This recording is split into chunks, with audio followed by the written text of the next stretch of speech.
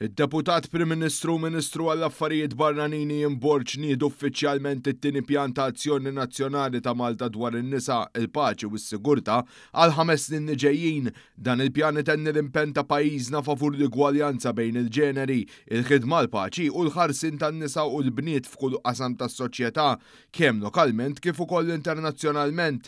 Ibbażat fuq il-kisbiet tal-ewwel wieħed imniedi fl-2020, dan il-pjan jistabbilixxi aġenda ħolistika bil ma' riżoluzzjonijiet tal-Kunsill tas-Sigurtà tal-Ġnus Magħquda u jintroduċi miżuri mfasslin fuq 4 pilastri ewlenin: il-promozzjoni ta' din l-aġenda, il-prevenzjoni, il-parteċipazzjoni u l-għajnuna tal-irkupru.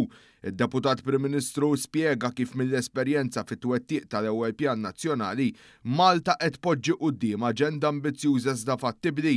Ta' kuljum il-politika tal-Gvern, diversi ministeri, il-politika tagħna barranija u flimkien ma' l-imsieħba illi qegħdin magħna dal-għodu, jiġifieri s-soċjetà ċivili, l-għaqdiet mhux governattivi, entitajiet u aġenziji oħrajn, kemm huwa importanti illi nagħtu valur il-fatt illi ma jkunx hemm differenza bejn il-ġeneru u n-nisa jkunu daqstant ieħor mhux biss parteċipi imma madwar il-mejda tad-deċiżjonijiet.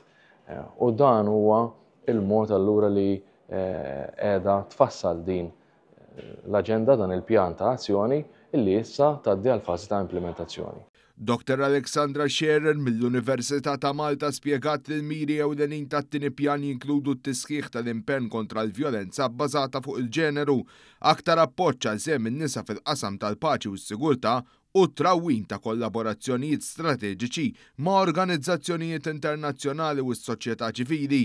Jindirizzaw wkoll sfidi ġodda bħal vjolenza bbażata fuq il-ġeneru, iffaċilitata b'mezzi teknoloġiċi, ir-rekonoxximent tal-vulnerabilitajiet intersezzjonali u l-ixprunar taż-żgħażagħ u immigranti nisa.